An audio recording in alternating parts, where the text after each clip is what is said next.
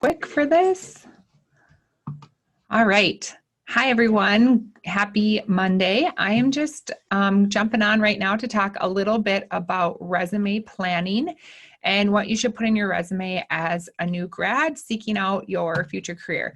I'm going to just give you some tips and tricks. I'm going to show you a couple examples. I'll show you my resume, and I'll also show you an example resume for new students, new occupational therapy students. So let's just talk a little bit about the expectations of a resume and what they're kind of looking for out in the field. Now, something I'm going to tell you is you can find resume builders all over the place. They're on Word. You can find them online for free. Don't go spending a bunch of money on a resume builder. The key to a resume is that it's clean, it's understandable, it's grammar and spelling error free. So one of the first things that you're going to hear, make sure that there are not typos, grammar errors, because this will get your resume rejected very quickly. A lot of entities now, if you're going to be applying by yourself for jobs, if you're not using a recruiter or anything like that, are going to be online. Once you hit submit, it kind of goes off into, the world of the internet. And many companies use some form of a scanning type program that's going to scan resumes that come in and covers letters. What they're scanning for are simple spelling, grammar errors, and those resumes get tossed out immediately and may not ever actually reach a live person's eyes. Okay, which would be very sad if that was your dream job and you're wondering why you haven't even heard back from a place. Okay, number one, be accurate and check if necessary, double check all dates and figures. You don't want to falsify any information on your resume. Number two, don't use jargon. So things or shortened phrases. So if you're putting OT, write out occupational therapist. Don't put some sort of jargon if you had a part-time job as a respite care provider. Don't write things like ADLs. Write it out, activities of daily living. You don't want to have jargon because the person looking at your resume may not be an occupational therapist. Typically it's not, okay? Do not abbreviate to save space. Use wide space and wide margins to make their resume visually appealing. Keep language simple. Something that I found very interesting when learning to write a resume is you want to use short sentences, paragraphs, and bullets, and then start each sentence with an action word, a verb or professional skills word. Interesting, because if you were writing for a research paper or anything like that, professional writing would not allow that. You would need a noun of some sort, but you're not going to do that here. They want it short and sweet. So something as responsibilities, processing, whatever it may be, start off each bullet with that. And I'll show you that in my example of my resume. They do say that you can keep resumes to 2 pages in length. I really encourage you to try to keep it to 1 page in length. Think about somebody reading hundreds of resumes. If it doesn't catch their eye in that first page, is it going to catch their eye going to the second page, or are they even going to look at that second page? Make sure that you are consistent with your make sure that you're consistent with your verbiage, hold on one sec here. Sorry, my dad jumped in, so kind of threw me off, but just want to make sure that you're not using past tense, present tense throughout your tenses. So verb tenses need to be on point. Make sure that you have the same type of formatting, heading, designs, fonts, etc. throughout your entire resume. Don't put stuff that's difficult to read. A resume should be kind of like goals in occupational therapy. It should be boring. It should be clear-cut, direct. The biggest thing you want to do, proofread more than once, multiple times. Read everything backwards, okay? Sounds funny, but you're going to catch if there's spelling errors, if there's grammatical errors, and then give it to a colleague and a friend, a professor, a clinical instructor that you maybe had and have a good relationship with, and have them look over your resume. I'm going to show you an example student resume that has a lot of tips and tricks, and I can give you guys the information for that. But then I'm also going to show you mine, and they are going to look different because of my experience, and yours will grow and build. But when you're going, how am I going to stand out from the crowd? Well, I'll kind of point that out in your resume builder, and understand that as long as your resume is clear cut and there's some good information that draws that reader to you, hopefully you're going to at least get a phone call or some sort of face-to-face interview. Let me just share my screen here with you.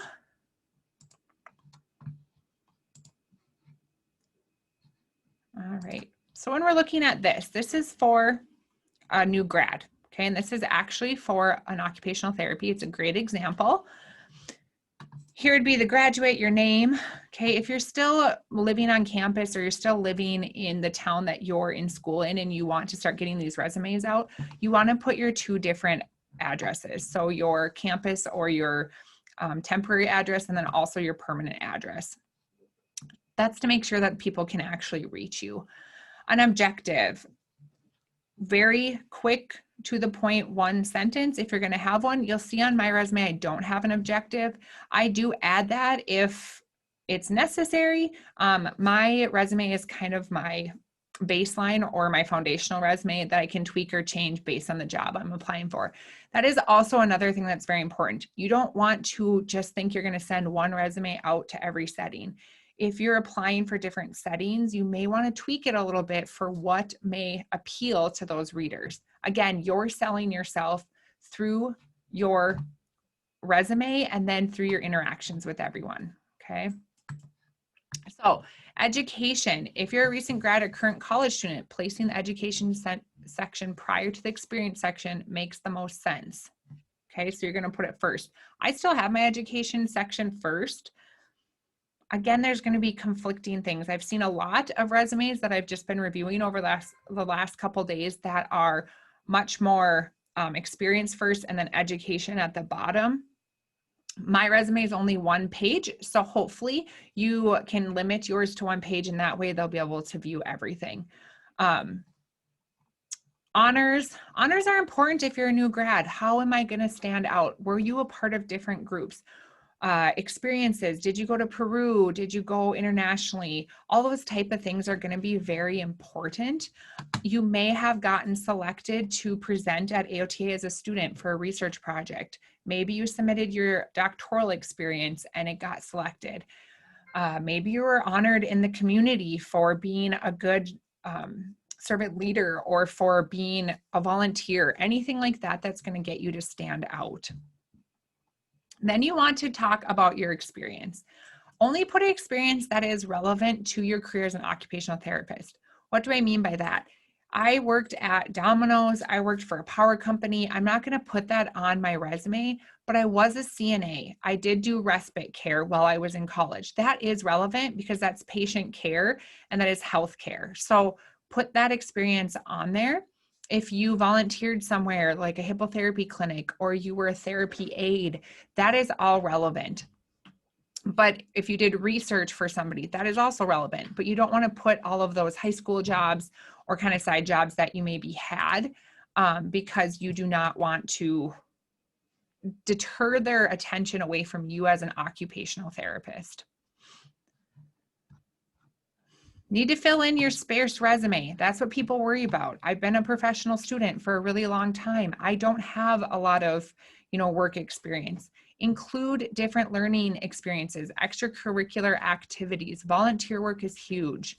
That's why if you're starting to navigate this and you're like, what am I going to put on there? Volunteer somewhere. Volunteer at a church. Volunteer, wherever your interests may lie, but it's going to help highlight those skills that prove useful to a potential OT employer.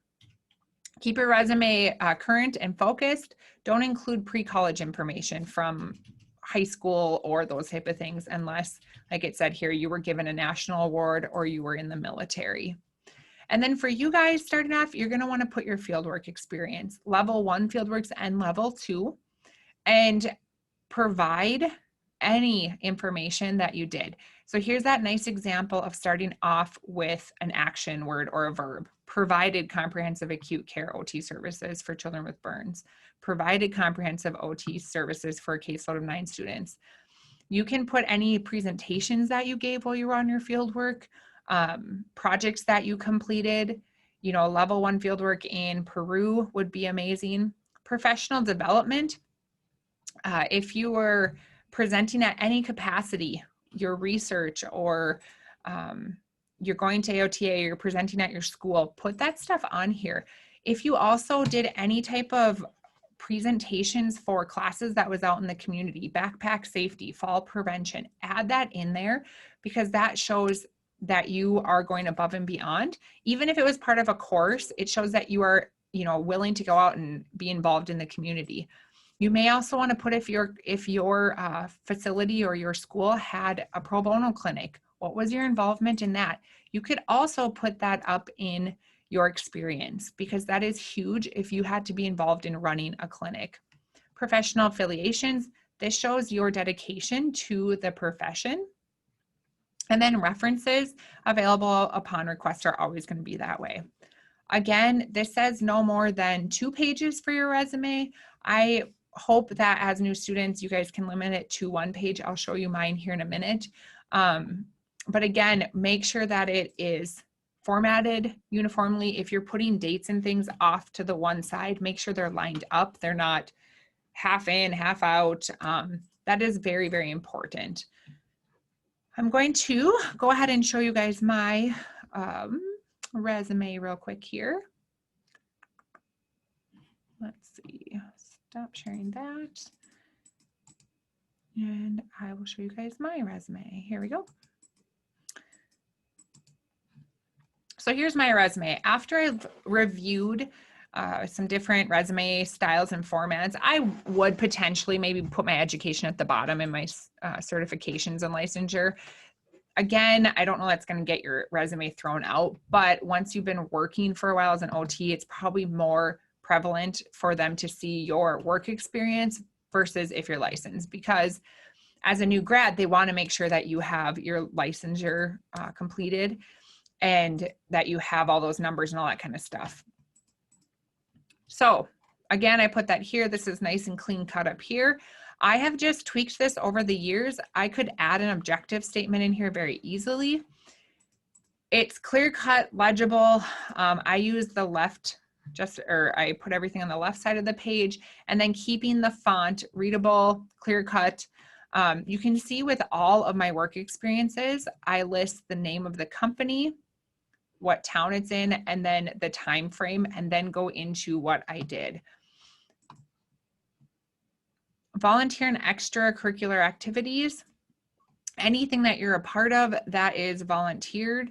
I do put that I coach in there. I do talk about some different programs. So volunteers at Champions Club at Rockford First Church, they had a Sunday school for children with disabilities. So when I was applying for some additional jobs, that's me putting myself out there to be more integrated into the community and give back to the community, which is a huge component. And it may get brought up in an interview. Personal skills, for me personally, I feel like I could probably beef this up a little bit, but ability to interact with diverse populations.